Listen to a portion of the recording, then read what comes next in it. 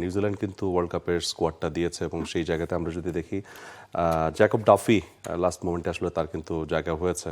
So এর এর এবং সেই সঙ্গে নিউজিল্যান্ডের যে ম্যাচগুলো রয়েছে তার আগে আমরা যদি স্কোয়াডটা দেখে নেই এবং সেখানে স্কোয়াডে কিন্তু সবাই খুবই এক্সপিরিয়েন্সড এবং এই স্কোয়াডটার সবচেয়ে বড় যেই মানে ব্যাপারটা হচ্ছে অন্যান্য দলগুলোর জন্য যেই জিনিসটা আসলে আমার কাছে মনে হয় থ্রেটেনিং যে এই স্কোয়াডে হচ্ছে অলরাউন্ডারের সংখ্যা অনেক বেশি। মানে ক্যাপ্টেন তিনি যদি চান তিনি 8 জন পর্যন্ত বোলার ব্যবহার করতে পারবেন একটা ম্যাচে। আনবিলিভেবল, মানে আপনার 11 জন খেলোয়াড়ের মধ্যে 8 জনকে দিয়ে আপনি বোলিং করাতে পারছেন। সো এই সাবকন্টিনেন্টে এই ভ্যারিয়েশনটা থাকা কিন্তু এটা দলের জন্য খুবই বেশি কমপ্লিমেন্টারি। এবং আরেকটা জিনিস আপনি দেখেন এইখানে এই স্কোয়াডে যারা রয়েছে সেখানে আপনি যদি ইন্ডিয়ান কন্ডিশন আপনি চিন্তা করেন, সেখানে যদি স্পিন অ্যাটাক আপনার প্রয়োজন হয়, স্পিনে যদি ভ্যারিয়েশন প্রয়োজন হয়, আপনি যদি স্লো উইকেট পান তাহলে স্লো উইকেটের জন্য যে ধরনের বোলিং অপশন আপনার হাতে দরকার সেটা কিন্তু আছে। আপনি স্পিনে তো স্যান্টনার সদি আছেন, বাট এর বাইরে আপনি কিন্তু আরো অনেকগুলো মাইকেল ব্রেসওয়েলকে আপনি ইউজ করতে পারছেন, আপনি রাচিন রবীন্দ্রকে ইউজ করতে পারছেন, আপনি ফিলিপসকে পারছেন। সো স্পিন অপশনই আপনার আরো এক্সট্রা 3টা আছে। আপনার পেস অপশনে আপনি আসেন, পেসের ক্ষেত্রে একটা বিষয় একটু দর্শকদেরকে জানিয়ে রাখতে চাই। মাঝপথে লকি ফার্গুসন এবং ম্যাট হেনরি এই দুজনকে কিন্তু মিস করতে পারে নিউজিল্যান্ড স্কোয়াড, কারণ হচ্ছে তারা কিন্তু বাবা হতে চলেছেন। সো দুজন একসাথেই বাবা হতে চলেছেন এক্স্যাক্টলি, এবং তারা কিন্তু ওই যে মানে প্যারেন্টাল ছুটি সেটা কিন্তু তারা নেবেন এবং সেই সময়ে রিজার্ভে কাইল জেমিসন রয়েছেন, কাইল জেমিসন কিন্তু ম্যাচ খেলতে পারেন। সো একটা উইকনেস আমার কাছে এই স্কোয়াড থেকে আমি দেখি, আমি জানি না যে আপনার কাছে কি কি উইকনেস আছে, তবে একটা উইকনেস আমি দেখি, যেহেতু টিম সাউদি এবং হচ্ছে ট্রেন্ট বোল্ট এই দুজন নেই স্কোয়াডে। So ultimately death over specialist হিসেবে আসলে কে আবির্ভূত হবেন, এই প্রশ্নটা কিন্তু এই বিশ্বকাপে নিউজিল্যান্ড স্কোয়াডের কাছে অবশ্যই থাকবে যে ডেথ ওভার স্পেশালিস্ট কে। তাহলে লকি ফার্গুসনকে একটা কঠিন দায়িত্ব নিতে হবে।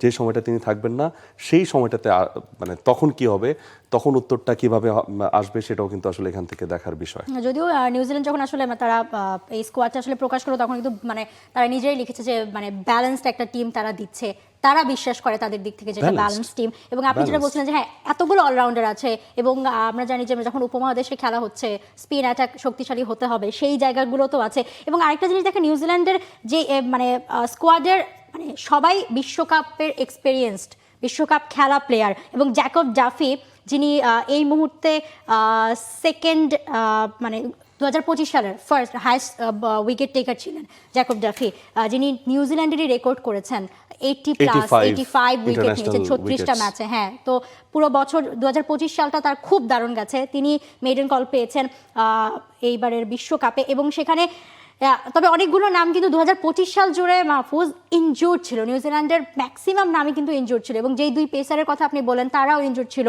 অনেকগুলো নাম এখানে মানে ইনজুরি থেকে তারা ফিরে আসছেন এবং এখনও যে তারা একদম পারফেক্ট ফিট তাও না, বলা হচ্ছে যে বিশ্বকাপ শুরু হতে হতে তারা ফিট হয়ে যাবেন। উইকনেস ক্যাটাগরিতে আমরা দুটো বিষয়কে শোকেসিং করতে পারি। একটা হচ্ছে তাদের ডেথ ওভার অ্যাটাক, যেহেতু টিম সাউদি এবং ট্রেন্ট বোল্ট নেই ওই জায়গাটাতে একটা দায়িত্ব নেওয়ার একটা বিষয় আছে। আরেকটা হচ্ছে মাঝখানে যদি লকি ফার্গুসন এবং ম্যাট হেনরি তারা যদি ছুটিতে যান সেই জায়গাটা পূরণ করার বিষয় আছে। আবার আপনি যেটা বললেন লকি ফার্গুসন ম্যাট হেনরি তারা যেহেতু ইনজুরিতে ছিলেন সবশেষ, মানে ইনজুরিটাকে তারা ম্যানেজ করছিলেন অ্যাকচুয়ালি, সেই জায়গাটা আসলে কিভাবে তারা সার্ভিসটা দেন, সার্ভিস নিশ্চিত করেন সেটাও কিন্তু দেখার বিষয় রয়েছে। জিমি নিশাম ওই জায়গাটাতে ডেফিনেটলি তিনি ট্রাই করবেন যে ভালো একটা সাপোর্ট দেওয়ার জন্য, বাট তার হাতে যে অনেকগুলো অপশন রয়েছে বোলিং অপশন, সেটা আমার কাছে মনে হয় স্যান্টনারকে কিছুটা হলেও নিশ্চিন্ত রাখবে। হ্যাঁ, একদমই তাই। এবং আমরা দেখেছি লাস্ট ওয়েস্ট ইন্ডিজের সাথে সিরিজ খেলেছে নিউজিল্যান্ড, সেখানে জিতেছে। এবং বিশ্বকাপে যে ম্যাচগুলো রয়েছে, বিশ্বকাপের ম্যাচগুলো যদি আমরা আসলে দেখে নিই যে নিউজিল্যান্ডের আফগানিস্তানের সাথে প্রথম ম্যাচ 8 ফেব্রুয়ারি, অর্থাৎ বিশ্বকাপ 7 ফেব্রুয়ারি শুরু হবে। পরের দিনই তাদের প্রথম ম্যাচ হবে চেন্নাইয়ে। 10 তারিখ রয়েছে ইউএইর সঙ্গে ম্যাচ, সেটাও চেন্নাইয়ে। এবং আহমেদাবাদে সাউথ আফ্রিকার সঙ্গে 14 ফেব্রুয়ারি ভ্যালেন্টাইন্স ডেতে ম্যাচ থাকবে। এবং চেন্নাইয়ে আবারও তারা ফিরবে কানাডার সঙ্গে ম্যাচ নিয়ে 17 ফেব্রুয়ারিতে। গ্রুপ পর্বের এই ম্যাচগুলোই তাদের রয়েছে এবং বিশ্বকাপ শুরু করার আগে তারা কিন্তু ইন্ডিয়ার সাথে সিরিজ খেলবে ভারতে, যেটা তাদেরকে আসলে অবশ্যই হেল্প করবে।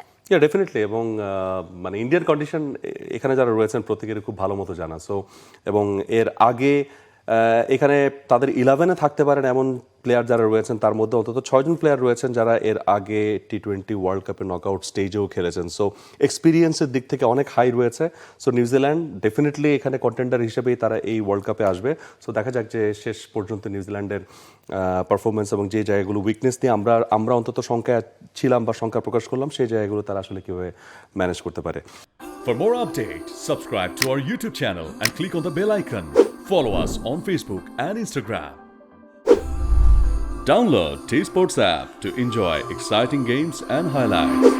Visit tsports.com.